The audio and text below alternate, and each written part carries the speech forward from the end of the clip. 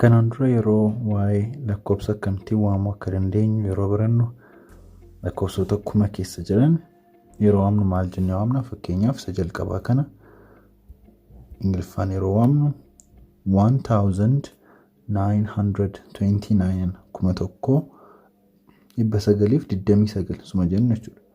1929 jennee waamna jechuudha. Yeroo waggaa ta'u garuu yeroo waggaa tokko yeroo himnu akkaataa kanaan himuun baay'ee dheeraadha. Ittiin baramnes yoos akkasitti waamtan sirriidha. Waggaa 1929 irratti ittanii hima keessatti fayyadamuu dandeessu. Kun baay'ee dheeraadha. Yeroo waggaa waaman akkasitti waaman. Akkasii waan ta'in akkamitti waamuu?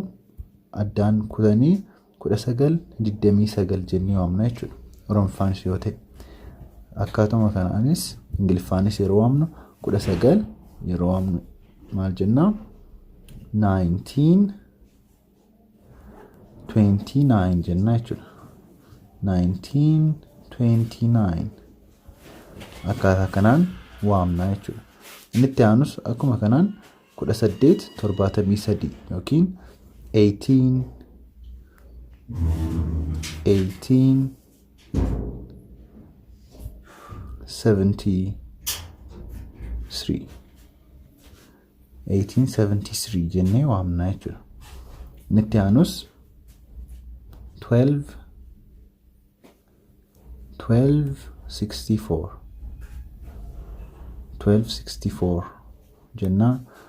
Inni itti aanu 1382 yeroo himnu 1382 1382 ta'a jechuudha. 1382 asitti garuu waan namni baay'eetti cimu kuni 1999 iddoo jedhu kanarratti tiinii fi tiish jettu kana bakka wal geggeeddaru kan yeroo waamu 19 yeroo jennu sagaleen tiin jettu kun hin galte yeroo 90 jennu garuu 90 ta'a.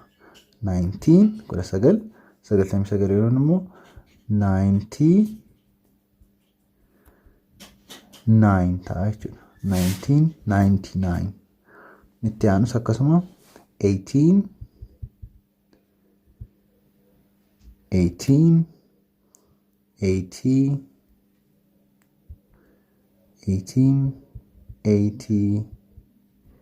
1888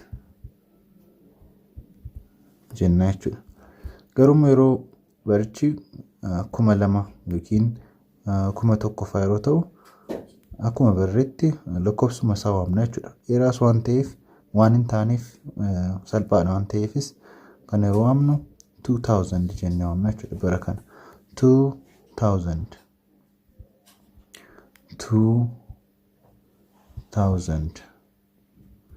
jennaa jechuudha. Amma kanaafuu akkaataa kanaan bara 2023 yeroo waamnu maal jenna jechuudha?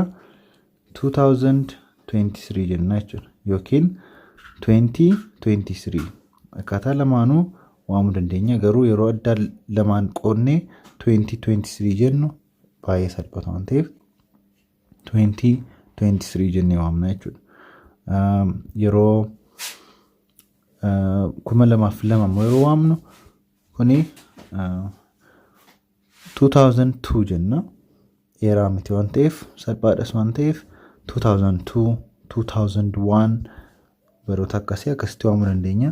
Garuu dheerata ta'e fakkeenyaaf 1862 jechuu barbaanne 1862 jechuurra kanuma jalqabaa 1862 jennee waamuu dandeenya jechuudha.